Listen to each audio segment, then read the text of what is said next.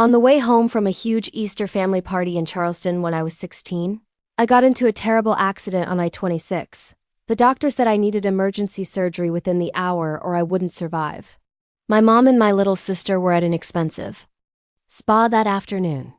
When the hospital put her on speaker, my mom's exact words were, "If she doesn't make it through, just let me know later.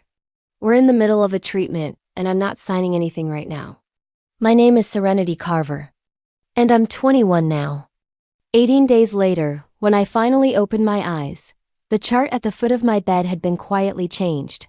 It no longer listed my mother as my legal guardian. Someone else's name was there instead. And that new guardian was, if you've ever watched, the people who are supposed to love you the most turn their backs the second you needed them. Drop the words, "I've seen it in the comments, so I know I'm not the only one." Hit that subscribe button if you want to know exactly who stepped up when my own mother walked away, because the story only gets crazier from here. Let me take you back to how everything started. I grew up in a big white house on James Island, just outside Charleston. My dad died of leukemia when I was 6. One week he was teaching me how to ride a bike in the driveway, the next he was gone. After the funeral, the only person who still showed up every single weekend was my mom's father, Clarence Brooks. Everyone in the county knew him as the former police chief who never really retired. He just traded the badge for a fishing rod and a porch swing. He'd pull up in his old Ford pickup, bring me shrimp and grits from his favorite spot on Shem Creek, and let me sit in the front seat while he told stories about chasing bootleggers down back roads. To me, he wasn't Grandpa Clarence. He was simply Grandpa, the one adult who never canceled. My mom, Harmony Carver, grieved for about a year. Then she met Colin Reed at some charity party downtown. Colin owned half the new construction on Kiowa Island and drove a black Range Rover that always smelled like new leather. 2 years later, they got married in a beachfront ceremony I barely remember. 9 months after that, Haven arrived, blonde, loud, and instantly the center of the universe. Suddenly, the house had a nursery, a nanny, and a whole new set of rules. My bedroom got moved to the back corner over the garage so Haven could have the bigger room with the balcony. My soccer trophies disappeared into boxes. My mom started introducing me as my older daughter instead of by name, like I was an extra in someone else's family photo. By the time I turned 14, I was basically invisible. Colin paid for everything, but he never looked at me unless I was in his way. Haven got new clothes every season. I got handed down uniforms from the private school I didn't even attend. The only place I still felt wanted was Grandpa's little brick house in West Ashley, 20 minutes across the Ravenel Bridge. He kept my old bike in his garage, kept the freezer stocked with popsicles, and never once asked why I spent every free weekend there. Easter weekend when I was 16 was supposed to be different. Grandpa threw his annual cookout. 3 long tables under the live oaks, low country boil, deviled eggs, sweet tea in mason jars. Cousins I hadn't seen in years flew in. There was music, kids running everywhere, the smell of charcoal in the air. I wore the pale yellow sundress Grandpa bought me the month before because he said it matched my eyes. For a few hours it almost felt like the old days, like maybe I still belonged somewhere. Then I overheard my mom on the phone by the dessert table. She was laughing, telling someone she and Haven had booked a mother-daughter spa day the next morning. Facials, massages, the whole package. And after that, they were flying to the Bahamas for spring break. Just the 3 of them, her, Colin, and Haven. My name never came up. I stood there holding a plate of banana pudding, feeling it go cold in my hands. I told Grandpa I had a headache and needed to head home early. He tried to argue, but I could tell something was wrong. But I just wanted out. He handed me the keys to the 1998 Jeep Wrangler he'd helped me buy with my summer lifeguard money. "Drive careful, baby girl. Text me when you get there." I promised I would. It was already getting dark when I hit I-26 westbound. A spring storm rolled in fast, the way they do in the low country. Sky turned green, rain coming down in sheets. Windshield wipers going full speed and still losing the battle. Traffic slowed to a crawl. I had the radio up loud to keep myself awake. Some old country song Grandpa loved. Headlights blurred into streaks of white and red. I never saw the tractor trailer until it was too late. The driver hydroplaned, jackknifed across 3 lanes and slammed into the driver's side of my Jeep. Doing at least 60, metal screamed, glass exploded. The world flipped twice, roof caving in before it finally slid to a stop upside down against the median. I remember the seatbelt cutting into my shoulder, the taste of blood, the sudden silence. After the crash, and then nothing at all. Somewhere far away, sirens started screaming toward me. The emergency room at MUSC was pure chaos. Doctors shouted codes. Monitors screamed. Someone kept yelling for more O negative. They wheeled me straight into Trauma Bay 1. My clothes were cut off in seconds. Needles went into both arms, tubes down my throat. A surgeon in blood-spattered scrubs leaned over me and said, my pelvis was shattered, spleen ruptured, bleeding inside my skull, and I had less than an hour before things went irreversible. They needed parental consent to take me to the operating room right now. A nurse with kind eyes held my phone, scrolled to Mom, and hit FaceTime. The call connected on the 3rd ring. I heard spa music and the low hum of massage chairs. My mother's face appeared, sheet mask still on, cucumber slices over her eyes. Haven was sprawled on the table next to her, earbuds in, scrolling TikTok. Mrs. Reed, this is Nurse Alvarez at MUSC Trauma, the nurse said, angling the camera so Harmony could see my face covered in blood and the breathing tube. Your daughter has been in a severe accident. She has life-threatening injuries and requires immediate surgery. We need verbal consent now, or she may not survive the next hour. Harmony peeled one cucumber slice off and squinted at the screen. Haven pulled an earbud out and leaned over to look. The doctor stepped in. Ma'am, we're looking at multiple fractures, internal bleeding, possible brain swelling. We have to open her up immediately. Harmony sighed like someone had just asked her to move her car. If she doesn't make it, just call me when it's over, she said, voice flat. We're in the middle of a treatment, and I'm not driving all the way downtown to sign papers. Haven let out a short, sharp laugh, covered her mouth, then snapped a screenshot of my battered face on the gurney. I watched her thumbs fly across the screen. Later, I would learn the caption she sent her group chat was, finally some peace. The nurse's hand trembled holding the phone. A doctor behind her muttered, Jesus Christ. Someone else whispered, get that recorded. The nurse tried again. Ma'am, this is a legal requirement for a minor. I heard you, Harmony cut in. Call my father, Clarence Brooks. He'll handle it. We paid for a full day here. She ended the call. The trauma team stared at the blank screen. One resident looked ready to throw the phone across the room. They scrolled to the next emergency contact, Grandpa. His old Ford pickup was already on the road when the hospital reached him. He'd been sitting on his porch cleaning shrimp for tomorrow's supper. The second he heard Serenity and Critical, he dropped everything and floored it across the Ashley River Bridge, still wearing rubber boots and an apron stained with fish blood. Rain hammered the windshield. Lightning lit up the sky. He made the 25-minute drive in 16. He burst through the E-doors soaked to the bone.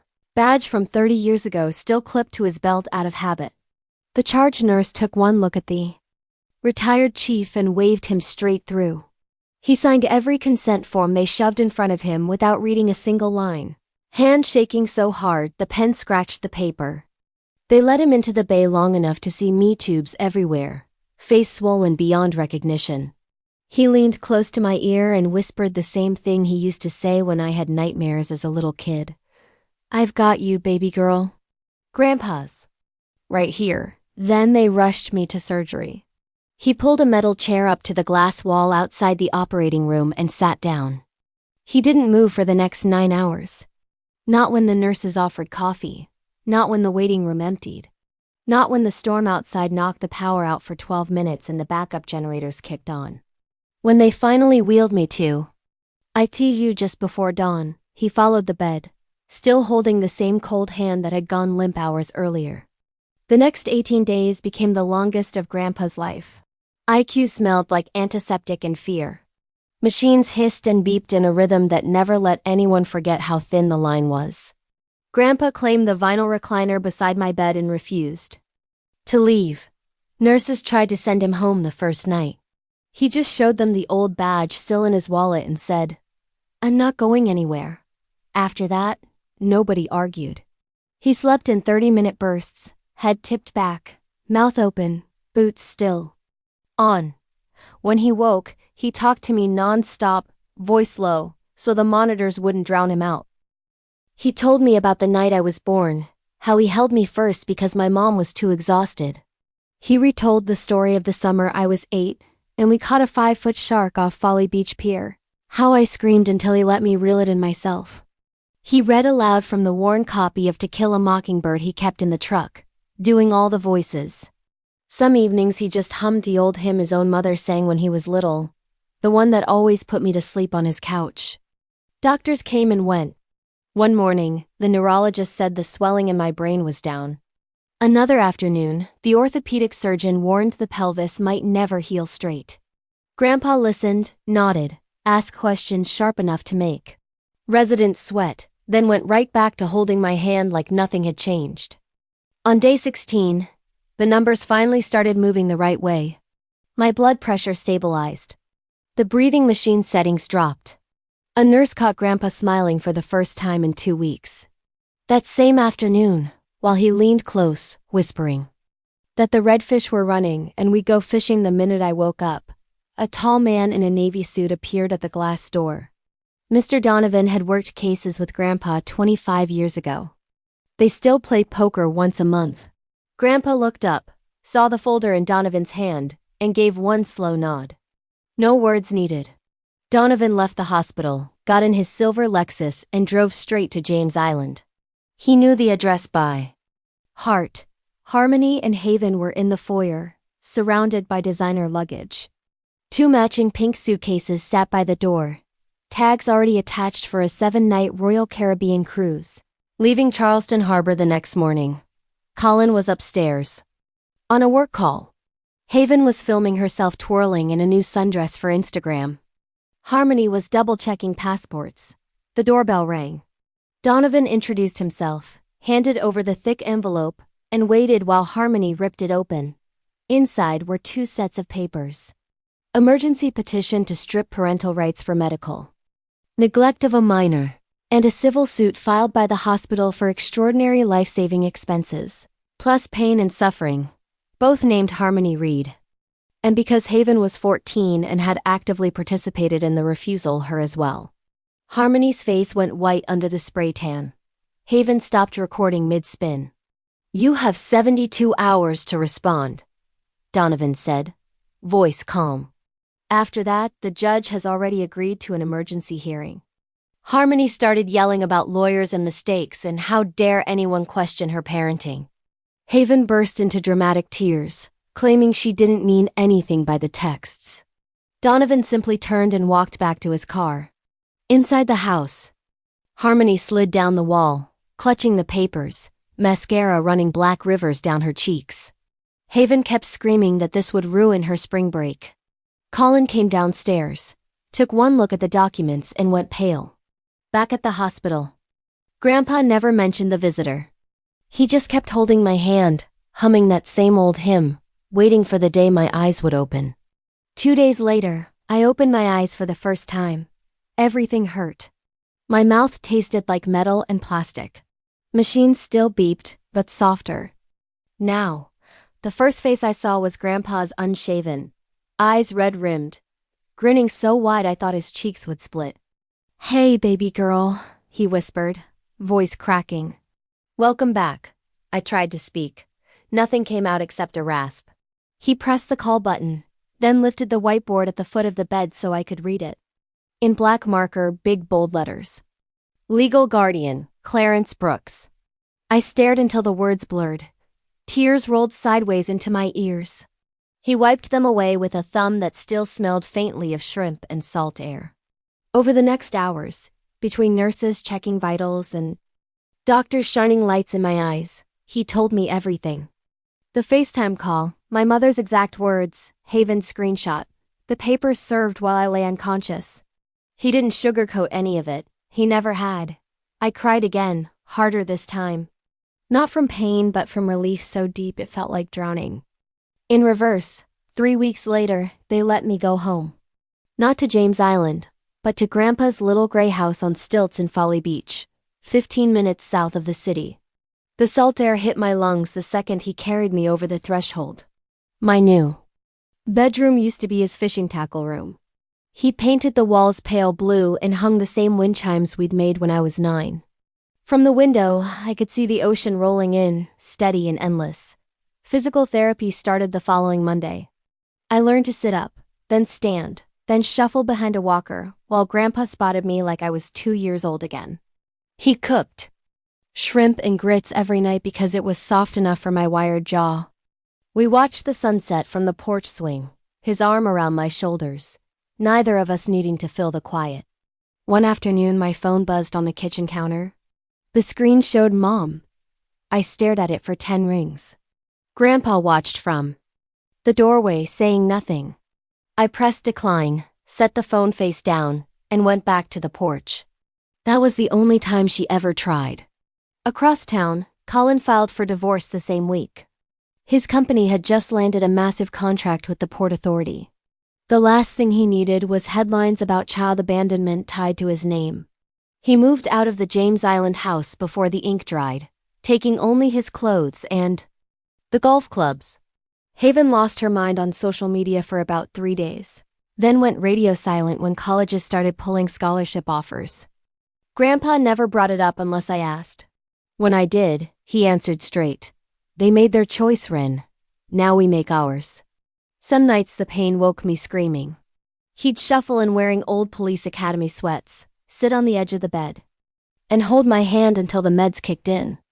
Other nights I woke to the sound of him praying out loud in the living room, voice rough, asking God to give him enough years to see me whole again.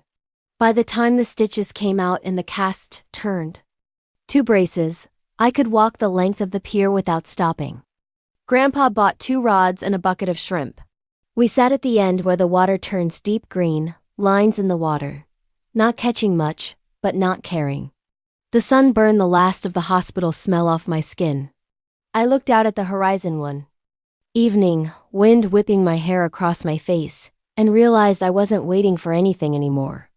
No apology, no explanation, no second chance I never wanted to give. The ocean just kept moving, same as always. A couple of months later, the preliminary hearing day arrived. The courthouse on Broad Street smelled like old wood and floor wax. I walked in on crutches, Grandpa on one side, Donovan on the other. My mother sat at the defendant's table in a navy suit 2 sizes too big now, eyes puffy, no makeup. Haven slouched beside her in a private school blazer, staring at the floor. The judge was a woman with steel gray hair and 0 patience. She adjusted her glasses and told the bailiff to roll the recording. The FaceTime call played on the big screen. My broken body on the gurney. Bespa music in the background. My mother's voice clear and cold. If she doesn't make it, just call me when it's over. Haven's laugh. The screenshot of my bloody face with her caption underneath. The courtroom went dead silent. A juror in the back actually gasped. Donovan laid the phone records on the bench next. Haven had forwarded the photo to 7 different group chats within 4 minutes. One message read, "One less person stealing my spring break." The judge's pen stopped moving. She looked at my mother for a long, hard moment. "Mrs. Reed," she said, voice like ice. "In 23 years on this bench, I have never heard a parent speak about their child this way while that child was fighting for her life. Temporary full custody is immediately transferred to Clarence Brooks, effective today. We'll see you back here for the permanent hearing." She banged the gavel so hard the sound echoed off the marble. 3 days later, Harmony was fired from her job at the South Carolina State Credit Union. Background checks are mandatory for anyone handling federal funds. Medical neglect of a minor is an automatic disqualifier. Security escorted her out with a cardboard box. Haven's full-ride academic scholarship to the College of Charleston got revoked the same week. The admissions board cited conduct incompatible with the values of the institution. Suddenly, the private high school that once worshipped her started whispering behind her back.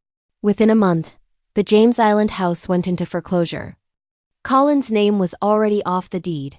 He had signed everything over to protect his assets. Mother and daughter moved into a 2-bedroom apartment off Savannah Highway, the kind with peeling paint and a broken elevator. Haven lost her car. Harmony took a night job stocking shelves at a grocery store to cover rent. Meanwhile, I started real therapy. Twice a week, a van picked me up for outpatient physical rehab at MUSC. I learned how to climb stairs again, how to balance on a Bosu ball, how to trust my own legs. Grandpa drove me every single time. Waited in the lobby reading the same 3 fishing magazines until I came out sweating and shaking. On Thursdays, I saw a trauma counselor named Dr. Rivera. We sat in a small office that smelled like lavender and talked about nightmares, about rage, about the day I realized I never wanted to hear my mother's voice again.